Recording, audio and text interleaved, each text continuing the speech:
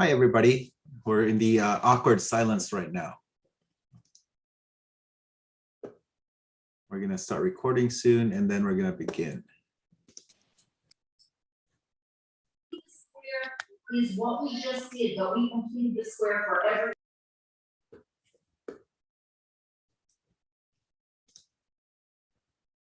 All right.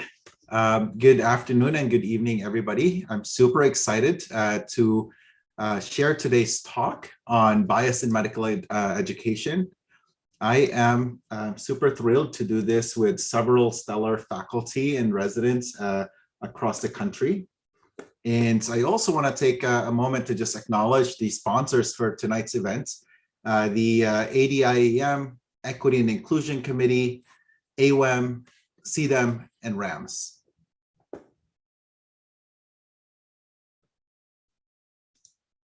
So first, we're going to talk about the leaky pipeline. My name is L.A. Alvarez. I'm the Director of Wellbeing at Stanford Emergency Medicine. I want to just highlight that the face of America is changing. The Institute of Medicine found that a lack of underrepresented in medicine physicians contribute to the overall health disparities that's existing. Underrepresented physicians are more likely to practice in underserved areas, caring for patients in their own ethnic groups who are uninsured, on Medicaids, in a poor overall health, and thereby impacting health outcomes for these populations. Also, it's important to note that physician-patient race concordance has been shown to have a positive effect on patient satisfaction. It also helps with patient comprehensions, the use of preventative care, continuity of care, and many, many more aspects that really helps with this divide that is existing right now. Racial and ethnic diversity has also been shown to improve cultural competence of all doctors. And so with the increased attention on recruitment of URM students to medical schools to decrease this racial healthcare disparities, it's really troubling that the number of Black men, for instance, the matriculate has remained relatively constant over the past 30 years, even though the actual number of positions have actually increased. And so despite small gains, underrepresented medicine still continue to experience this disparity in terms of their proportion to that of the US population. Another study estimated that it would take 54 years for Latinx physicians to achieve a comparable representation to the US population. And so therefore, the understanding of these systemic barriers to success for underrepresented people in medicine is really imperative for us to enact change. And part of that, perhaps instead of looking at it as a pipeline that is leaky, we can look at it as pathways with several entry points. And so tonight we're going to be covering the evidence of the impact of bias in medical education to help explain this leaky pipeline. Thanks, Dr. Alvarez, for that lead-in. My name is Cassandra Bradby. I am from East Carolina University, and I'm speaking tonight with the help of Dr. Wendyson, who couldn't be with us. Dr. Jessica Smith and I will be discussing biases that occur at the medical school level. We were inspired by the Armed MedEd talk that Dr. Dowen Boatwright gave this year and is linked below, entitled The State of Diversity in Medical Education Today.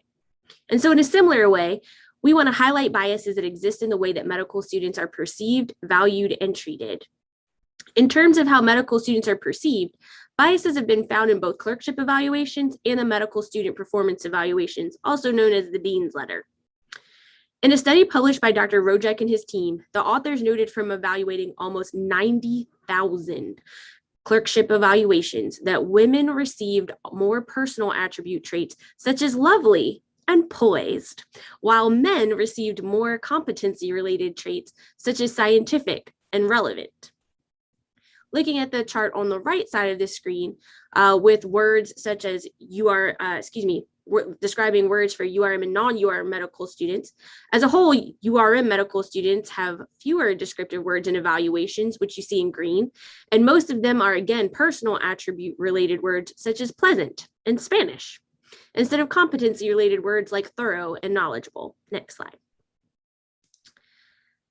Now, looking at the MSPE or the medical student performance evaluations, in a study done by Dr. Ross and his team at Yale that looked at 6,000 1,000 MSPEs from graduates of 134 medical schools from 16 residency programs at Yale in the 2014-2015 application season. They found that white applicants were more likely to be described using standout or ability words, including exceptional, best, and outstanding, while Black applicants were more likely to be described as competent. These differences remained significant after controlling even for USMLE Step 1 scores. Next slide. Now, moving on to how medical students are valued. A lot of times this is done through award recognition, one of them being the Alpha Omega Alpha Honor Society. Biases in awards such as this one puts medical students at a disadvantage by hindering their future success, especially when the award is highly coveted, such as this one.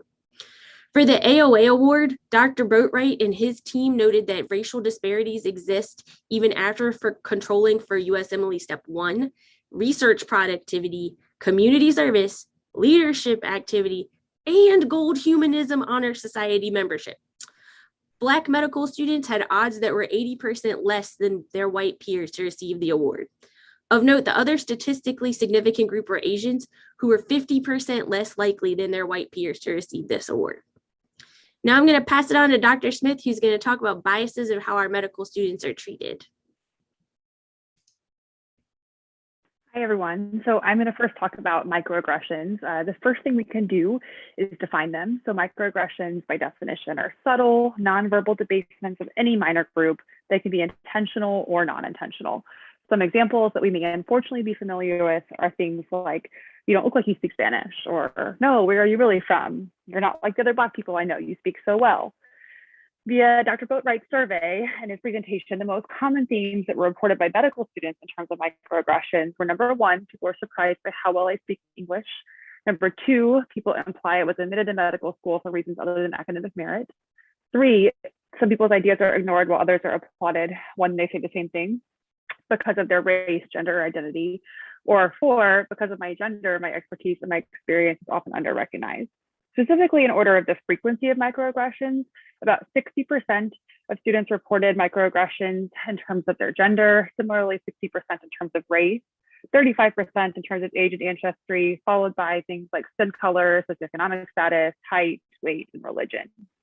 If we go to the next slide, we have a couple of graphs here, which demonstrate the microaggressions and their impact on medical student education. In the top figure, you can see that greater than 25% of medical students experience microaggressions at least daily.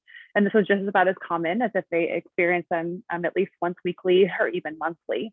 Only about 2% of students stated they never experienced a microaggression. So clearly this is a problem that affects everyone.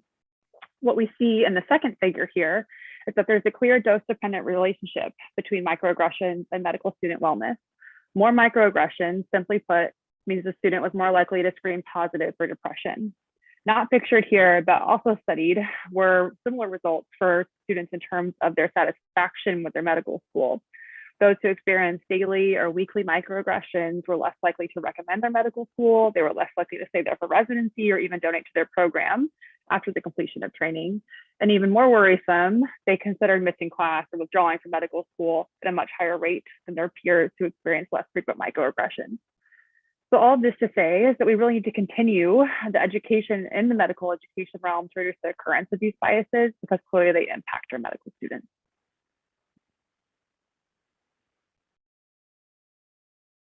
Now I'm going to pass it over to Dr. Drummond to talk to us about bias at the residency level. Great, thank you all. I'm Dr. Angela Jarman. I'm an assistant professor at UC Davis and the director of sex and gender there. So you're going to definitely get a flavor for that as we talk about some data at the residency level. Let's go to the next slide. So just to back up for a moment, we're talking here about bias and about equity. So what is equity? You can click next. So we're talking about the quality of being fair and impartial, and essentially the freedom from bias or favoritism. So as you can see, the case has been set up by Dr. Alvarez and Dr. Bradby, that we have two problems here. We have a representation problem in terms of numbers, with lack of URM candidates and lack of women as well, particularly in the higher ranks. But we also are having a different experience for these providers, as you heard, in terms of microaggression. So what we're seeking here is not necessarily equality, which you see on the left here, but equity, where everybody gets the same experience, the same opportunities, etc. Next slide. I also just want to acknowledge the idea of intersectionality next, the definition of which you'll see here, which is the complex cumulative way in which the effects of multiple forms of discrimination combine, overlap, and intersect. So that's a really important concept here. And although I'm going to talk mostly about gender-based discrimination, that's because that's my particular area of expertise and because that's where we have the most data, but I don't want to take anything away from all of our other types of identities, and particularly minoritized identities. Next slide. Which is depicted here. And this is just to show that any number of your identities can be in a privileged or an oppressed position. And where you fall on those spectra depend on time, depend on location, on the culture that you're in. So this is kind of a classic one you'll see here, like white, cisgendered, able-bodied man, right, as sort of at the highest place in our society. So think about that as we go through in ways in which these multiple identities could affect one. Next. So we're going to talk a little bit about stereotypical gendered behavior. This slide and the one after I've actually borrowed from Dr. Nick Gorton, so I want to certainly give him credit for these. But essentially, look here, this is what we consider sort of traditional feminine traits. A woman who is kind, helpful, sympathetic, nurturing, dedicated to her family, right? So these are service or community oriented traits that we classically map to woman. And then next, we'll compare those to the traditionally masculine traits. These are commonly termed agentic traits, in which the man is aggressive and tough and independent, very decisive, and very dedicated to work versus dedicated to family. Next. So if we think about how those map in terms of stereotypical gendered qualities, of course, we have pink here for the feminine traits and blue for the stereotypically masculine traits. I want everybody to just think about our job and what we do and what characteristics make for a good emergency medicine doctor and where do they fit? Next.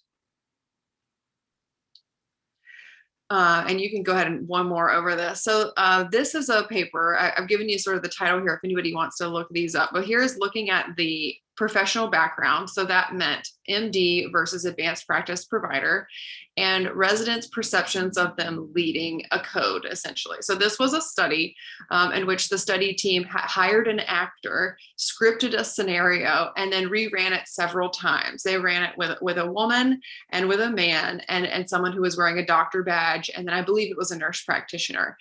This is table one from the paper that I only put up here because I work at UC Davis and Dr. Alvarez works at Stanford. And so this is who is included in the study. And these are our people, okay? They included emergency medicine residents at these California programs.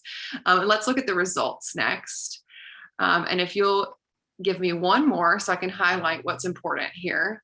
And again, forgive me, I'm trying to be a researcher, or I am a researcher, and so I really like data, but I'll draw your eyes to what is important to look at here. So this study, the outcome they measured was the Ottawa CRS score, which was a crisis resource management scale. But the important thing here is that to note that for every domain, which is what you see in the columns, men were ranked higher. So it mattered much more what your presenting gender was than it did even if you were a physician or an advanced practice provider. The two domains that I've highlighted here, which are leadership and communication, are the two in which these differences were statistically significant. But essentially, if you look across for male compared to female, the men were rated higher than the women. And again, these were actors who had, everything was micromanaged, including mannerisms and body language. Next. What about qualitative data? What can we learn there? So this and the previous study were both published in academic medicine. So great journals. Next, this is a qualitative study in which they actually interviewed internal medicine residents, but kind of talked to them about what is the ideal code leader. And male and female residents agreed on what it meant to be a good code leader. They identified this as someone who had an authoritative, strong presence, who spoke with a loud and deep voice, used direct communication, and exhibited muted emotions or emotional control. So again, I'll ask you to imagine those agentic versus communal traits and think about which those kind of map onto. This is a great quote. Anyone who tells you that being a white male with a deep voice who's a little bit taller is not at an advantage to be perceived positively or perceived as in control would be lying in really any situation, not just a code. So this just kind of goes to show that the traditional masculine behaviors have a significant overlap with the behaviors that we consider effective in running a code. Next. And the women that they interviewed here noted that they were capable of running the codes, but they had a significant perceived stress from violating their gender norms in the sense that they had to engage in agentic behaviors and suffered some sort of stress from having to do that. A lot of them felt the need to apologize afterward when they had acted in a way that was traditionally masculine. Next. And one more, please. This is just the devil's advocate. I like to plant my own devil's advocates in case anybody was tempted to suggest that perhaps men were better at running codes. This is a SIM study that just shows that the objective performance was equal between the genders. Next, please. And now we're going to move into talking about emergency medicine residents specifically. So this was a pretty big paper. A lot of you probably are familiar with it, which looked at resident milestone evaluations a few years ago. Next slide. So again, and I apologize because it's busy, but I'll point you in the right direction. So the first few columns here are PGY1. So when residents come in, and what's important is the difference column. So this is literally a difference between the scores of male and female or women and men residents. And if you'll notice that those differences are really negligible. They all hover around 0. They might be slightly negative or slightly positive, but effectively the residents were ranked the same. Fast forward to the PGY3 year, and you'll notice if you look at that difference column, there are significant differences there. And a negative value here indicates that men were ranked higher than women. So what is that about? Next slide. The next is a graphical representation of that same thing, essentially showing that the women and men were ranked right together when they were interns. But by PGY3 year, you see those two separate peaks in which men are actually ranked significantly higher on the milestone score. Next. And the amount that they were ranked higher in milestones actually equates to several months of training, 0.15 milestones. So it begs the question, are we failing our trainees, or is gender bias at play here? And again, I just want to emphasize, similar to the study that Dr. Bradby quoted, this was a huge paper. It had 33,000 evaluations, 8 hospitals, multiple ACGME accredited residency programs. And interestingly, they also found that the gender of the evaluator, the gender of the attending did not matter in this case. Next slide. Following that quantitative paper, the same authors undertook a qualitative paper in which they looked at the narrative evaluations that residents received. And again, they found that it was easy to define what is the ideal emergency medicine resident. You'll see over there on the left side, everything that's in red is a characteristic that we traditionally equate with masculine behavior or agentic behavior. Next slide. You can keep going. And so what essentially was important in this study is they found that men received consistent messages about how they needed to perform better. You can keep next. Whereas women received conflicting information when they were struggling. Next.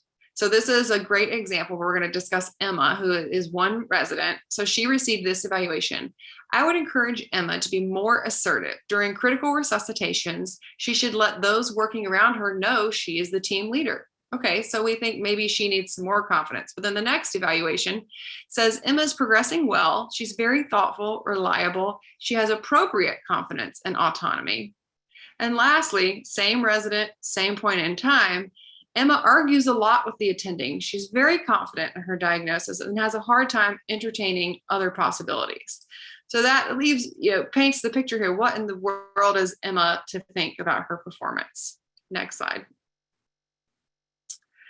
And again, same study, they just shows that they had a lot more comments on personality traits for men than women. And this is similar to the UME world that was discussed as well, where men are much more likely to have all positive feedback about their personality, which begs the question, is this goodness of fit model with agentic traits really something that impacts your job as an emergency medicine physician? Next slide, please. Couple more examples and then we'll move on. So there's a great book called The Confidence Gap that's not specific to medicine. It talks about gendered behavior, and in general, men are socialized or tend to actually be overconfident, and there are some good studies that they tend to overestimate their performance in terms of medical residency. But this is a great example from the Hewlett-Packard company, in which they found that men were very happy to apply for a job if they had met 60% of their requirements, whereas women would not dare until they had met every single requirement that was listed. Next slide. Just a little bit of evidence on why diverse teams are better. I hope that one of the takeaways you get from our talk tonight is that we believe in diversity of all forms. Two more, Dr. Alvarez. So diverse teams focus more on facts. They process these facts more carefully due to the divergent points of view, and they're more innovative. Next slide. I'm sorry. Well, they're in a previous iteration, there may have been another slide, but the other last point I wanted to make here is that from the business world, diverse teams actually make more money. So they improve the bottom line as well. So I just want to throw that in there so that we know, medicine is not the only world that struggles with diversity, and more evidence that diverse teams bring great value to our patients. Thank you.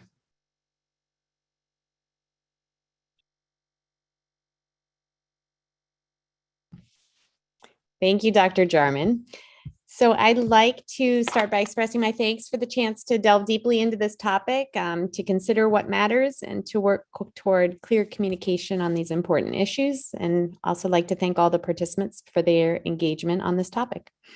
So I'm discussing bias at the faculty level, which is really a summary of all the mechanisms perpetuating bias during a career in emergency medicine after residency graduation.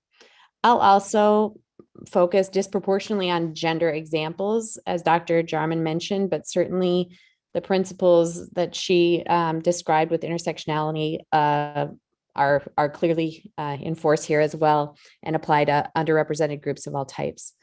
So bias can affect careers from the first day on the job through retirement. I'd like to just review some of the data on disparities in each of these areas that faculty may experience. So starting with hiring, women and underrepresented minorities are not being hired in academic emergency medicine at expected rates. Women comprise half of all medical students, but the number of female academic emergency physicians remains at approximately 30% and has been stagnant at that level for at least a decade, where other medical subspecialties like surgery are making progress along those lines. So academic emergency medicine has work to do in the hiring department. Regarding evaluations, female faculty receive poor teaching evaluations from students in comparison to their male counterparts, and that extends across specialties in medicine, unfortunately. Awards, women disproportionately receive early career awards versus only about 10% of late career or named awards, and interestingly, none of which are named for women. Titles and roles. There's less published data on this, but I'd ask you to think about your department. Who's the chair, the vice chair, the director of EMS, the research director, and who has titles with outside funding? Who has grant funding? And then think about who are the assistant program directors, the folks who lead diversity, equity, and inclusion, who coordinates the education curriculum, who leads wellness initiatives. And just consider those two groups. Then think about whether you know which titles and roles are paid in your department or how much they're paid. who has time allotted to speak at faculty meetings or other meetings. Just being aware of some of these issues gives you power to enact change and to be an ally. Next, promotion. So there were no women or underrepresented minorities, deans or chairs in emergency medicine in 1991. Today, it's less than 20%. So that's pretty slow progress. 2019 ACGME data show that 12.7% of department chairs are women. So really nowhere close to equity there.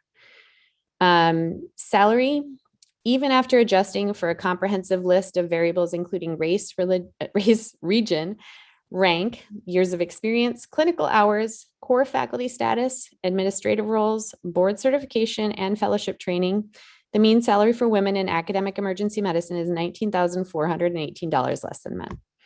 And women of color in other data show that they may earn less than 29% than their male counterparts. That's in more of for various medical specialties and not necessarily specific to EM.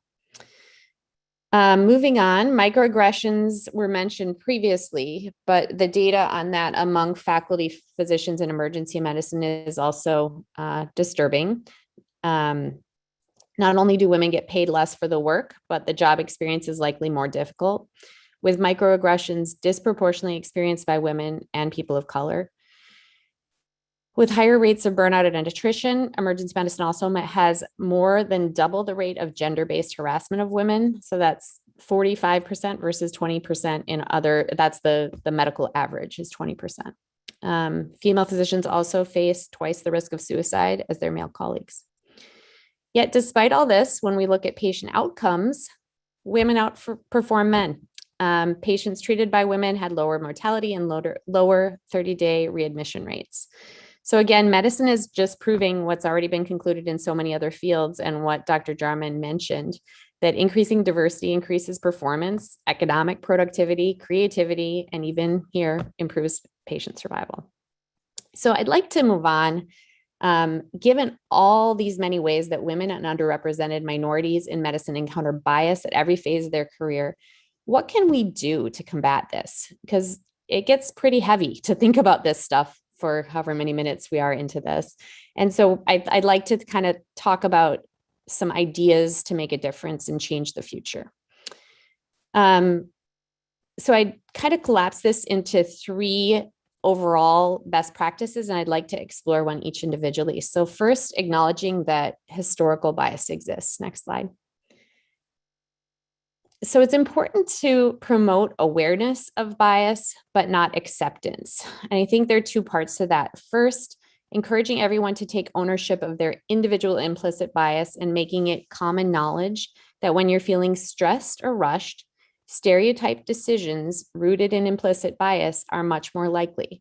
And it's the individual's responsibility to understand this and guard against this. Also important to identify systemic bias. Look for patterns, ask hard questions about diversity in your departments, amplify the voices of those who are underrepresented and maybe facing systemic biases that you don't see. Talk about all the isms and allow those issues to be addressed, because adopting an attitude of I don't see color or that type of take basically shuts down productive conversation and promotes those stereotyped decisions that we want to avoid. Part of this is also to just vouch for underrepresented minorities and women in medicine. And part of that includes paying them for their work, especially in DEI, and avoiding minority tax issues. Transparency can be painful, but it's worthwhile. So it's really important to publish the cringeworthy data breakdown on race or gender in your department, whether that's on salaries, awards, publications, and avoid any hidden agendas along those lines. By openly acknowledging the benefits of diversity, hopefully we can, acknowledge and be transparent as possible. Lastly, you can help call out the benefit of diversity openly and routinely by being frank about the historical record of bias, especially prior to all important decisions about hiring, promotions, or award decisions. I think the only risk that's worth highlighting here is that if you if you do this often enough, it could be normalized or accepted somehow that bias is okay. And you want to make sure to clearly oppose that interpretation of this historical awareness. Next slide. So next, choosing methods that reduce bias.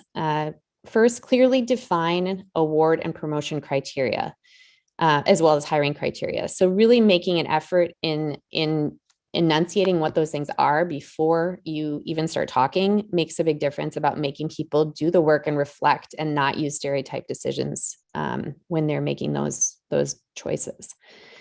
Make sure that these criteria that you come up with are free of gendered words. As we discussed previously, there's some kind of gender background to a lot of the common language we use, and you should make a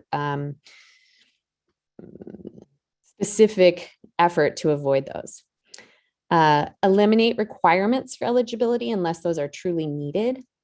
Seek a diverse selection committee. Create individual shortlists of your finalists before comparing notes. That way, that helps ensure all voices are heard. Use blinding.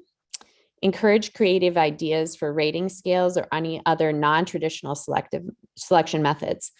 So do anything you can basically to keep this process fresh. The more boring and traditional methodologies you use, the more stereotypical responses you're more likely to get, and they're more likely to be biased. Next slide. So lastly, I think this is really important. Holding decision makers accountable for rigorous, thoughtful analysis is key to reducing bias. So making award and hiring and promotion decisions easy actually makes it more prone to bias. I think that's something that we kind of have to guard against because we always want to make it easier for our colleagues to do their job. But in this case, it actually is probably not beneficial. Additionally, don't do any work that's important about hiring or awards or promotion when hungry, angry, lonely, or tired. So HALT, that's the mnemonic for that.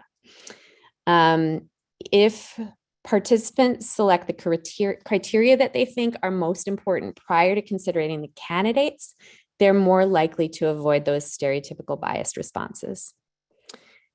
Implement use of any templates or rubrics that promote objective analysis and highlight work that otherwise might not be appreciated. So making the invisible work visible when you're making those decisions. And lastly, requiring justification of the final choice with supporting specific reasons for that choice may help place a check on any stereotyped or biased decisions. I think next up is Dr. Lal to talk about how she's implemented some of these things. That's right. So far we've gone from really highlighting different areas of bias in medical education, from undergraduate medical education to residency training to faculty. And you can really throw a dart and hopefully hit somewhere that you can affect some changes. And so now Dr. Lal is going to talk about doing this from a letters of recommendation perspective. All right. Thank you, Dr. Alvarez. I am Michelle Lal, and I'm an associate professor at Emory. I am also our director of Wellbeing, Equity, Diversity, and Inclusion, also known as the WEDI, which is everybody's preferred term for my position. Next slide, please. So I want to give everyone a little bit of a chance to kind of take a look at this letter of recommendation. This is mine. I wrote this several years ago about a male student. And then we're going to compare one of my letters that I wrote about a female student. And I recognize that I continue to have growth in this area. We all write letters of recommendation. And sometimes it is really hard to know if you have inherent bias or not. So Dr. Alvarez put a link in there for some group work where you can take a closer look at these letters. And we'll give everyone just a minute or so. And if people want to highlight some things that they see as more of those agentic traits that I highlighted for this student, please feel free to put it in the chat or speak up.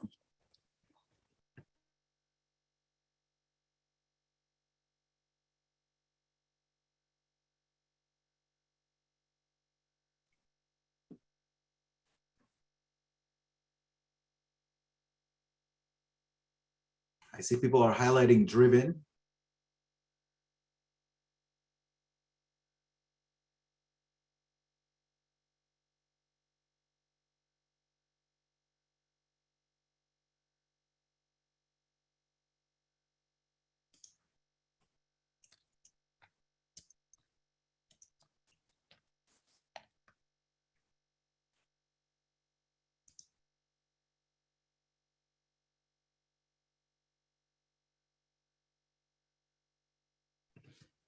All right. So yes, I think driven is one of those words. We do have natural team player, which kind of implies that any man should be naturally a team player, whereas a woman might not. What else? Anyone else want to highlight any other words that they see there?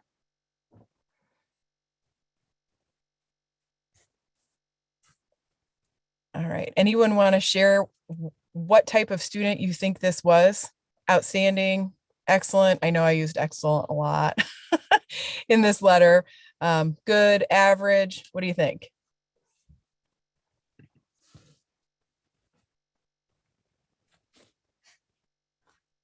Top 10.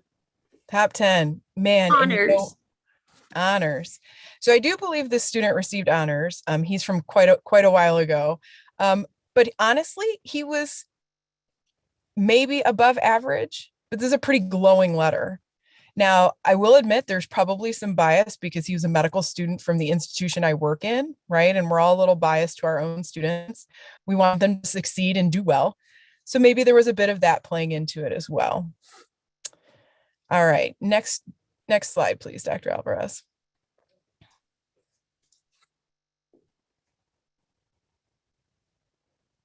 All right, so this is an ESLO for a female student. And again, I'll give you guys the opportunity to kind of take a look through some of this. And man, in hindsight, I am really embarrassed by my word choice on some of these things, but we all learn and grow. So this is, I think, another opportunity to see where perhaps my language, while I thought was, at the time really being complimentary to the student, actually did a disservice because it was biased.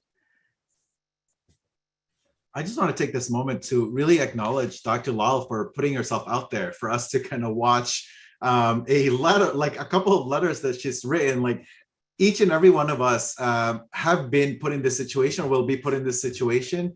And you kind of showing this to us really gives us an idea of, especially for somebody who you have a director role on this, and yet bias still happens. And I can only imagine for those of us who do not, how much more common that is.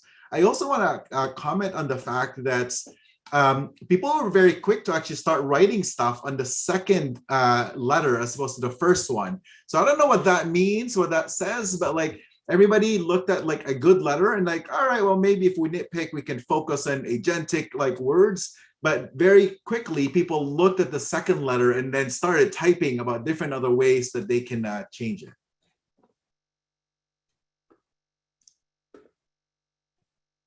All right. So, I mean, right, I have bright, caring, compassionate, geez. Right. I look at this and in hindsight, I certainly could have chosen better adjectives to describe this student. What do you guys think? And this is a little bit of an abbreviated version of her letter, but where would you rank her?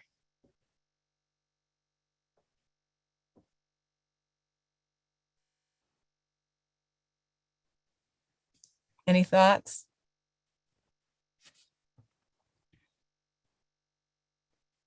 Top third. Yeah, she was definitely top third, and I think right on our cusp of that top 10.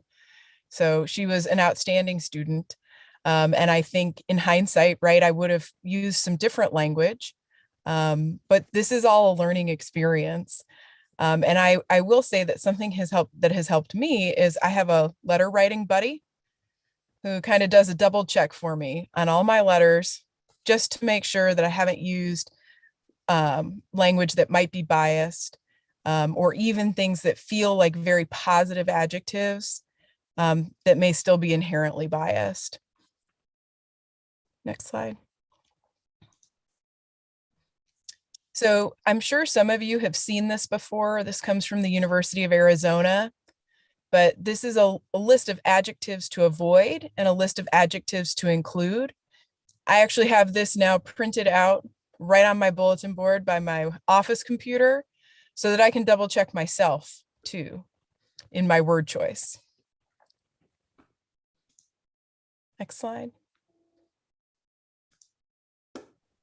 All right. Thank you again.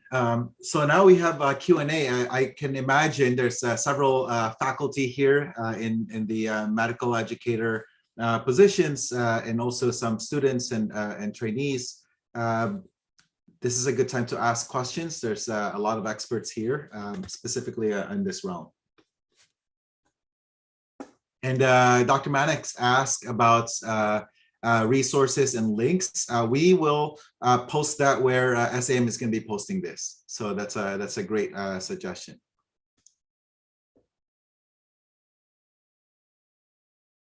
Any questions? Feel free to unmute yourself or just ask, or if you want, you can type that as well.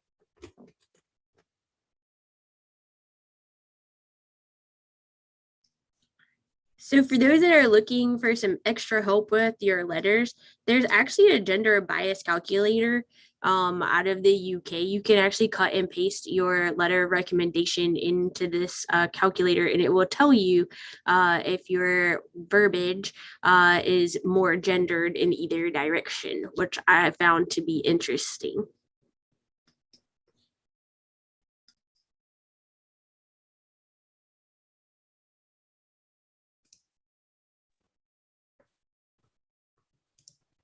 Hi, this is Rochelle Cooper. I was going to ask a question because I'm old and I see some of these things and I think it's all really important. I sort of watch sort of how stuff has changed, and I sort of think we sort of use the, you use an agentic word. We use words that describe men are considered acceptable, and the words that are considered men are considered biased and unacceptable. But I sort of think, like, if someone was writing a letter about me or talking about me and they didn't say she's an incredibly empathetic physician, I would be insulted. I feel like it's an important sort of thing. And I also think it's something that some residents struggle with, men and women, like connecting with people and other sort of things that are really important to the job that we do.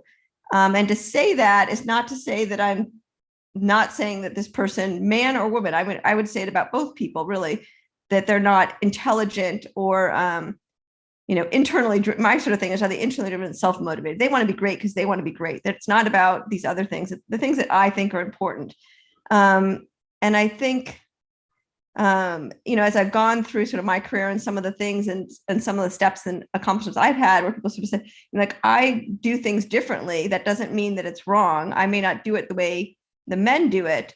And I think that's okay. I think that's what we want in the diversity, but we're kind of told to write it like a man, do this like a man, talk about these people like there's not something, and that's the right way to do it. And is that the right thing? Are these words bad, or is it how we interpret them, or who's judging it? That's the problem.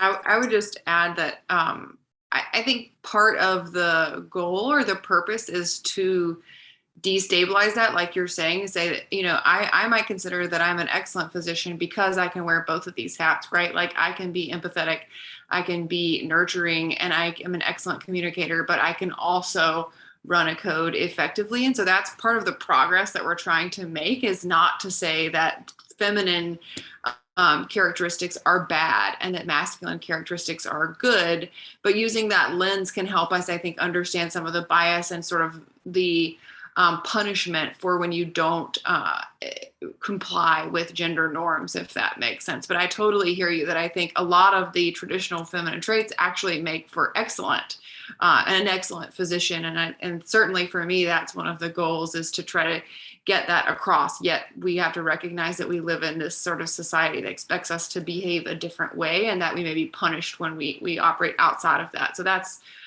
sort of what we're trying to do. And I don't think I don't want the implication to be that any of those words are bad, but what's bad, I would say, is when they are at the exclusion of saying this person is incredibly intelligent, incisive, great decision maker. We don't want to just hear that she's nice and friendly and empathetic, right? We need to hear sort of that is good, but we need to hear the other part as well.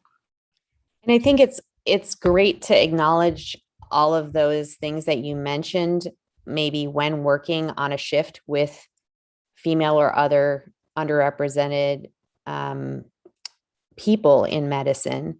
But perhaps when you're making the award criteria, being aware of the implicit bias that using certain words might yield in your award recipients, or when you're writing a letter, how that might be interpreted is just important to be aware of.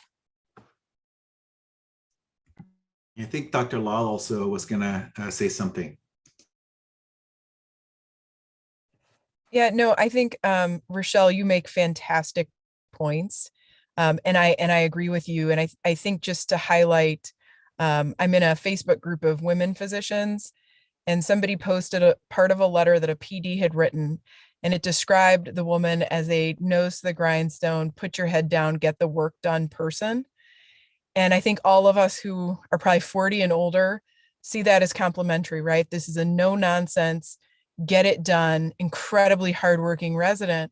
Whereas many of those who were a bit younger found it to be highly offensive to suggest that a woman in medicine should just put her head down and get the job done. They interpreted that to really mean that, she won't cause any trouble, she'll do what she's told.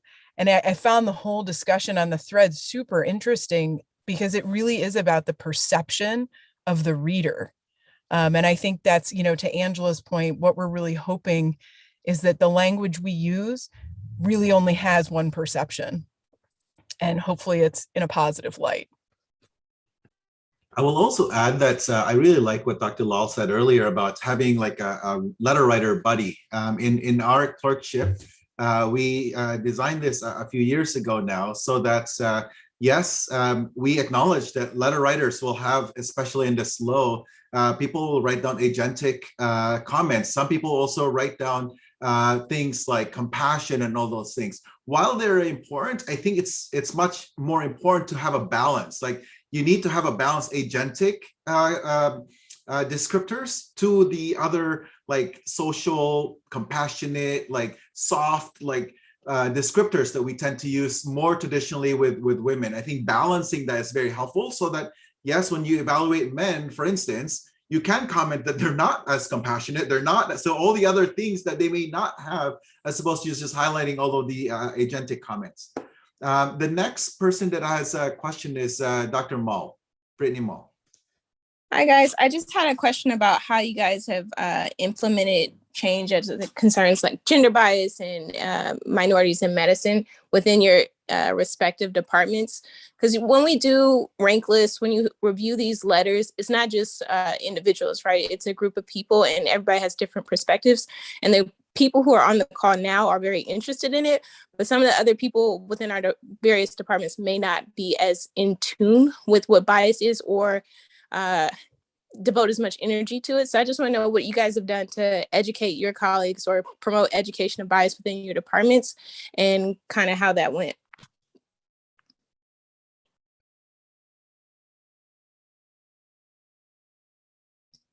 So I think having the conversation is actually the best place to start. So if you never talk about it in the first place, like, I'll be honest, it's not going to occur to a lot of people to even talk about it at all.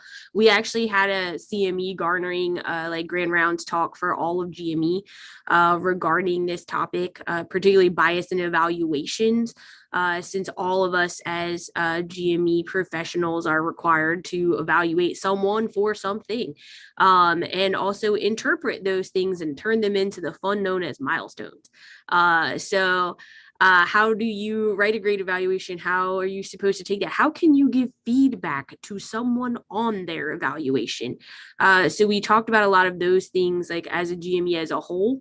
We are also trying to talk about more of those things in faculty meetings. So in your department alone, you have faculty meeting probably every month or so.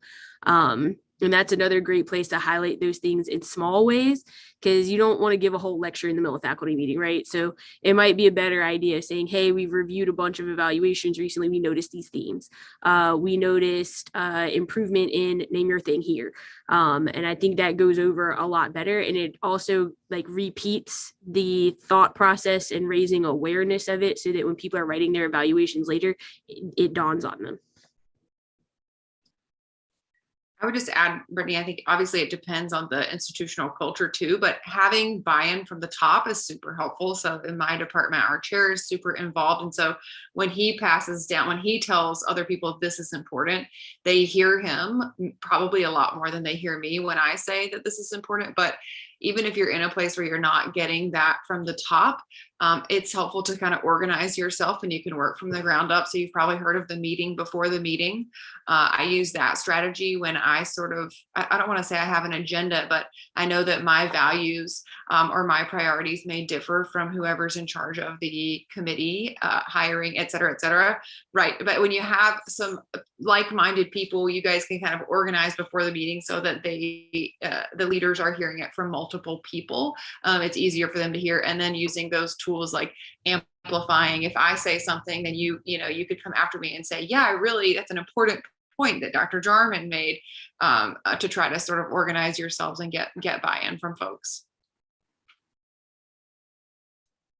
Yeah, and another example is having these conversations with your either DEI committee. So if you have that, I think that's a nice safe space to start the conversation, so that eventually it can be discussed beyond those the groups in the DEI committee.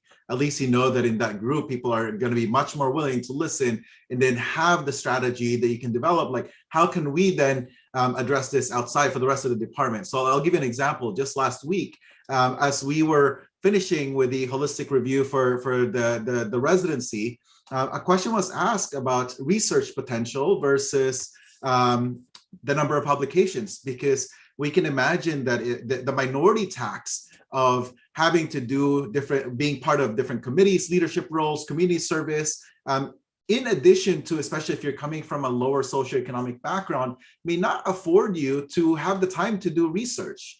And so, which means that you may not have the number of publication that other students may have. And so how can we then assess that? And so it was a nice conversation amongst faculty from different levels to just understand, like, this is something that we need to look into if we're truly going to do holistic review and include research as a domain. And so I think that's one way to start the conversation, as opposed to simply like just ignoring it, which is probably one of the worst things, or making a decision, like a unilateral decision, without involving everybody else, and then they find out later on that they don't agree with that answer. I'm also going to ask Dr. Smith, like as a resident, I wonder, like, what are tangible things that you have seen like residents do that can make an impact in this aspect? I think there's so many things you can still do as a resident. I mean, we may be residents, but I think we are future letter writers and interviewees and department chairs and things like that. So just even starting to raise awareness, to learn about it and to talk about it with your peers, whether that's like through conference, as like a didactic session, whether that's attending things like this, whether that's, you know, paying attention to how you write your feedback for medical students that you're supervising on shift, or even peer feedback to your co-residents. I think it just starts with, you know, making sure that this is integrated into our education now, so that whenever we get to the point where we have a little more influence and have the opportunity to apply these principles, that we're simply aware of them. Thank you. There was a question in the chat about often in these DEI committees, they're mostly underrepresented in medicine individuals as well. So how do we overcome this minority tax?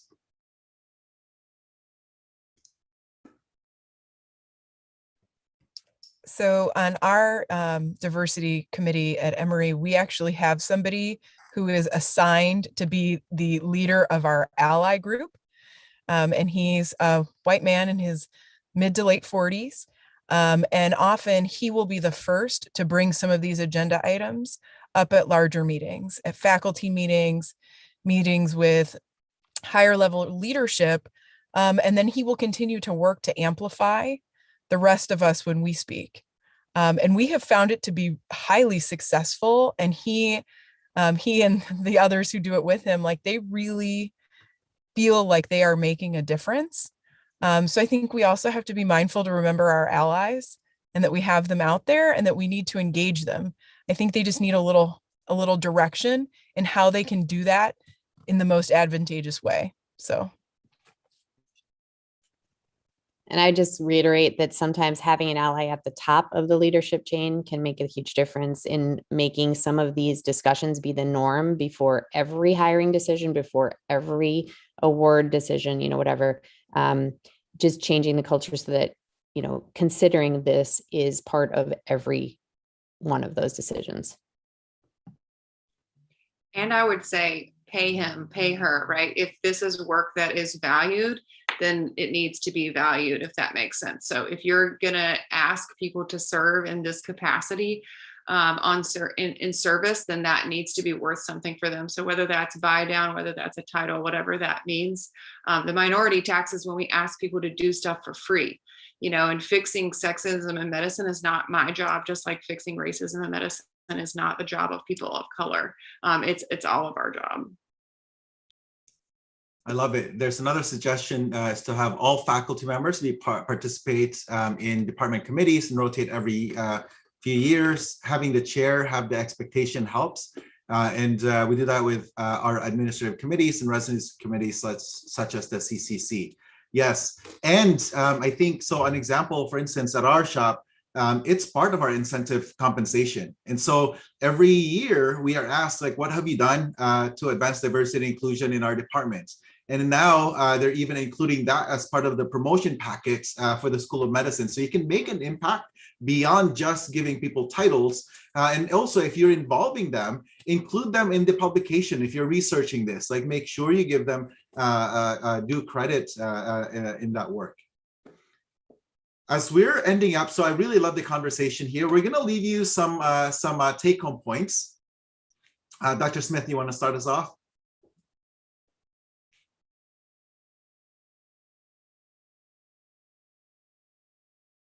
Oh, you're muted. Oh, sorry, thanks. So thank you so much for joining us today. I think our first take-home point is to just be aware of micro biases that may exist, how we can influence them, how we can prevent them, and just know that they do impact our medical students and that they're very important. Just be aware. Dr. Binstad. So my take home would just be remembering that making decisions easy isn't always the goal. Sometimes making it hard, acknowledging that it's hard and doing the work is the goal, and acknowledging that there's a history of bias is not a bad thing as long as you're working towards a better future. Dr. Bradby. I think for the most part, just keeping in mind what you're actually trying to say and what is actually being said. And because sometimes I think we get a little twisted in what comes out of our mouths or out of our fingers versus what we were actually trying to say. So playing it back to make sure that it says what you think it says. Dr. Jarman.